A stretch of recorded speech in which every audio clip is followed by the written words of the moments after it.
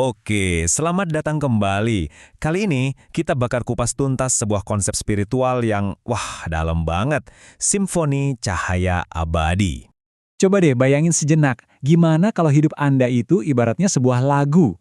Setiap tarikan napas, setiap gerakan, setiap momen, semuanya nyambung jadi satu. Jadi sebuah melodi yang indah dan sempurna.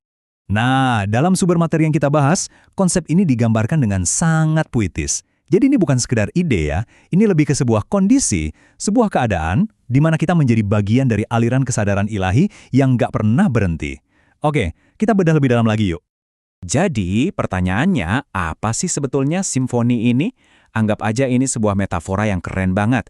Tujuannya adalah untuk menyatukan semua yang ada di dalam diri kita. Hati, jiwa, pikiran, bahkan tubuh fisik kita. Biar semuanya selaras, jadi satu harmoni kosmik.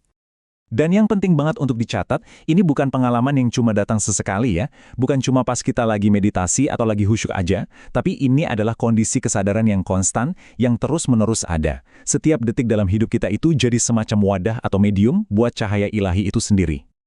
Oke, biar kita makin ngerti, gimana kalau kita bedah aja langsung dari namanya? Ada 3 komponen inti di sini yang perlu kita pahami. Yang pertama, sang cahaya. Ini tuh apa? Ini digambarkan sebagai energi ilahi itu sendiri. Energi yang hidup, yang gak terikat waktu dan ruang, dan terus-menerus mengalir lewat hati, jiwa, dan bahkan setiap tindakan kita. Terus yang kedua, sang simfoni. Kata simfoni ini nunjukin adanya harmoni yang total. Sinkronisasi sempurna antara semua instrumen di dalam diri kita. Tubuh, hati, pikiran, jiwa. Semuanya main bareng, selaras, ngikutin kehendak ilahi. Dan yang terakhir tentu saja abadi. Kata ini membawa kita ke dimensi kesadaran yang melampaui waktu. Jadi ini adalah sebuah realisasi, sebuah kesadaran bahwa ya segala sesuatu itu adalah manifestasi abadi dari cahaya ilahi. Nggak ada batasan masa lalu, sekarang, atau masa depan. Nah, ada analogi yang bagus banget buat ngambarin ini. Coba bayangin orkestra. Tubuh, pikiran, dan jiwa kita itu ibarat instrumen-instrumennya. Lalu siapa komposernya? Sang komposer abadi itu adalah Tuhan. Jadi kita ini bukan yang menciptakan musik, kita adalah instrumen yang memainkan musiknya. Oke, pertanyaannya sekarang, gimana caranya kita belajar memainkan musik ini? Nah, sumber materi kita menawarkan sebuah jalan praktis. Ada 3 nada kesadaran fundamental yang perlu kita kuasai. Nah, ini bagian yang menarik banget nih. 3 nada kesadaran ini ternyata berfungsi sebagai jembatan. Jembatan antara 2 kondisi spiritual yang penting banget. Di satu sisi ada yang namanya fana. Ini kondisi di mana ego kita, identitas diri kita itu melebur, lenyap.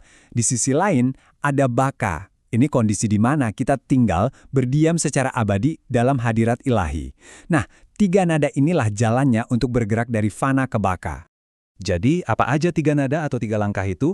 Pertama, kosong. Maksudnya, kita membebaskan diri dari segala kemelekatan, jadi kayak kanvas putih yang siap dilukis oleh cahaya. Kedua, pasrah. Ini bukan pasrah yang lemah ya, tapi menyerahkan kehendak pribadi kita pada kehendak ilahi, sadar bahwa semua gerak itu datangnya dari sumber yang sama. Dan yang ketiga, hadir. Ini berarti kita benar-benar ada di saat ini, di now, menyatukan hati, jiwa, dan raga dalam satu kesadaran total. Sekarang, yuk kita lihat gimana caranya membawa konsep ini ke dalam kehidupan kita sehari-hari. Gimana cara mengubah rutinitas biasa menjadi sesuatu yang disebut dalam teks ini sebagai tarian abadi. Dan ini mungkin pertanyaan yang paling penting kan? Gimana caranya kita menghidupi simfoni ini setiap hari? Apalagi di tengah hiruk-pikuk dan kadang-kadang kekacauan hidup. Gimana caranya biar ini nggak cuma jadi teori aja? Nah, ternyata ada beberapa praktek harian yang bisa kita coba.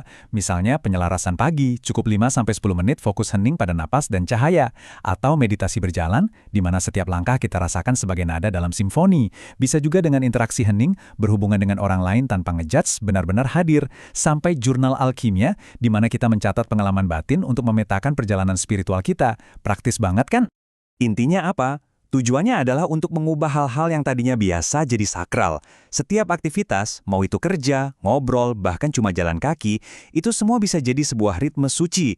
Kuncinya, dilakukan dengan kesadaran, kekosongan, kepasrahan, dan kehadiran.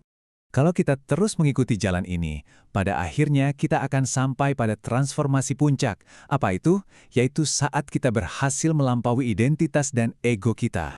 Di titik ini kita akan sadar bahwa sebetulnya nggak ada aku yang pegang kendali. Diri kita ini ternyata cuma sebuah saluran, sebuah instrumen, tempat yang ilahi bergerak dan bertindak. Kita bukan lagi pemainnya, kita adalah musiknya. Ada kutipan yang luar biasa kuat yang merangkum ini semua.